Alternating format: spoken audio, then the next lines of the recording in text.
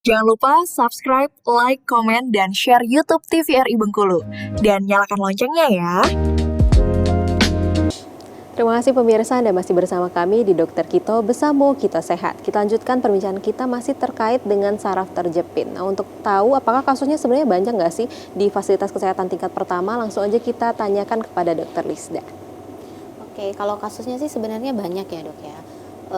Cuman itu tadi, pertama biasanya pasien ini datang ke kita dengan keluhan yang utama itu adalah nyeri di daerah pinggang dok. Yang biasanya dia mengeluhkan itu ada riwayat penjalaran, misalnya ke kaki, disertai dengan perasaan kayak panas, terbakar, dan kesemutan dan lain sebagainya.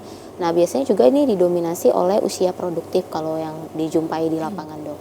Para pekerja yang seperti yang disampaikan oleh dokter Sri tadi yang punya riwayat seperti mengangkat beban berat, memikul beban berat. Namun ada juga beberapa yang mungkin dari pekerjaannya itu dia posisi duduk dok. Jadi dia memang nggak mengangkat beban berat tapi dia punya keluhan nyeri punggung karena posisi duduk yang lama seperti itu. Terus juga banyak juga datang dari lansia atau lanjut usia.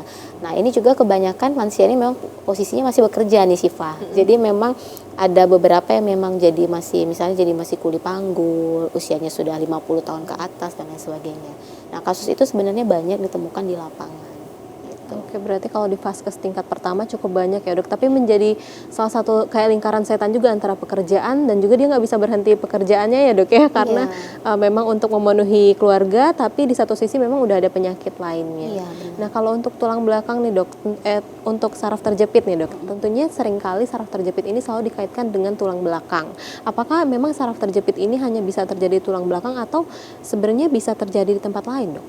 Untuk saraf terjepit sendiri itu bisa terjadi di tempat lain, tidak hanya di area tulang belakang ya Siva ya. Jadi bisa di sepanjang tulang belakang dari mulai leher sampai ke tulang ekor itu bisa mengalami saraf terjepit. Kemudian di daerah lengan juga bisa, di daerah pergelangan tangan, di daerah tungkai. Yang paling sering itu juga di daerah pergelangan tangan selain di area lumbosakral tadi ya, punggung bawah seperti yang dikatakan Dr. Lisda tadi. Oke, kalau untuk yang biasanya kan ada ya dok, kalau di pergelangan tangan itu biasanya karena terlalu sering ngulek katanya atau nyuci. Sebenarnya itu benar nggak dok? Iya benar-benar. Biasanya orang yang buka warung misalnya, buka warung dia terlalu sering mengulek, menggunakan ulekan batu atau menjadi kuli cuci juga. Apakah itu faktor risiko untuk terjadinya saraf terjepit di pergelangan tangan dok? Benar sekali. Jadi saraf terjepit itu salah satu faktor resikonya adalah adanya gerakan repetitif, gerakan berulang yang bisa menyebabkan penekanan di daerah terowongan sarafnya. Kalau di daerah pergelangan tangan di sini kan ada terowongan saraf. Ketika kita melakukan gerakan repetitif terus menerus, makanya di sana sering terjadi sama kayak di tulang belakang, terjadi penekanan, pembengkakan yang menekan sehingga nutrisi atau aliran sarafnya terhambat. Jadi saraf nutrisi atau sarafnya tidak disampaikan dengan normal, sinyalnya tidak bagus sampai ke ujung-ujung perifernya. Jadi sehingga menimbulkan gejala-gejala saraf terjepit juga gitu. Oke, berarti memang nggak terlalu baik juga ternyata kalau misalnya gerakan repetitif yang terlalu sering gitu ya dok ya. Kalau misalnya tadi kita terkait dengan terlalu sering bergerak ya dok. Kalau misalnya duduk tadi seperti yang faktor risiko telah disampaikan oleh dokter Rizda ya dok.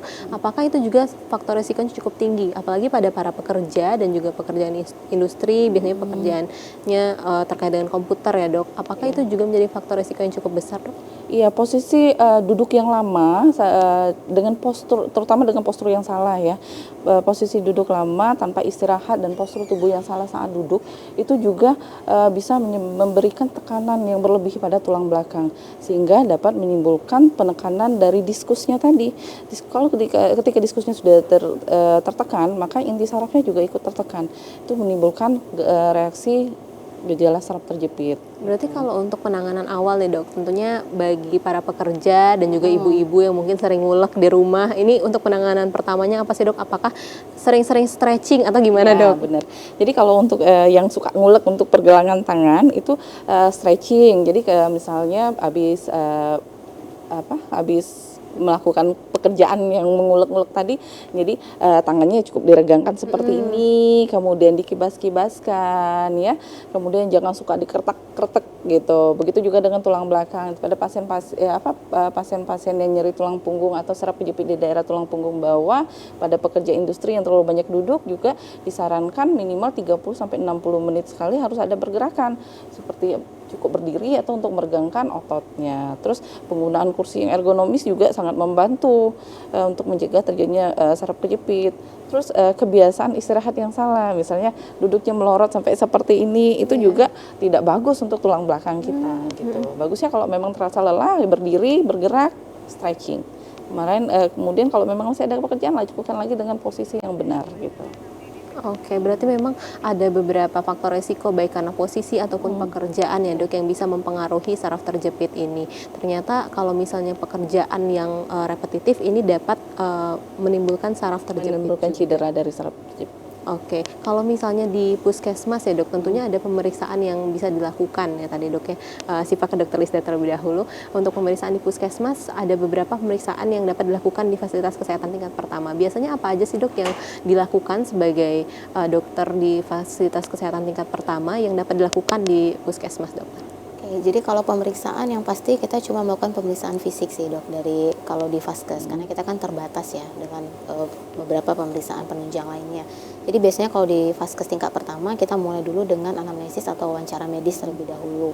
Jadi dari anamnesis ini kalau ternyata nanti 70% mengarahkannya pada kemungkinan dari faktor resiko misalnya, kemudian juga dari sebaran data epidemiologinya, kemudian faktor resiko pekerjaan dan lain sebagainya, kita memikirkan ke arah saraf kejepit atau HNP tadi, kemudian disertai dengan beberapa pemeriksaan fisik misalnya range of movement atau ruang lingkup geraknya, kemudian juga palpasi di daerah sekitar tulang belakangnya, apakah memang ada kelainan bentuk ataupun ada trauma dan lain sebagainya.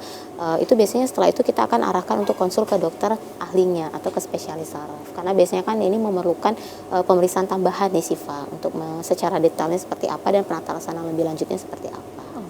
Berarti memang adanya kolaborasi ya dok ya antara fasilitas kesehatan tingkat pertama dan juga jika memang diperlukan rujukan langsung saja rujuk ke dokter spesialis saraf ya dok atau neurologi.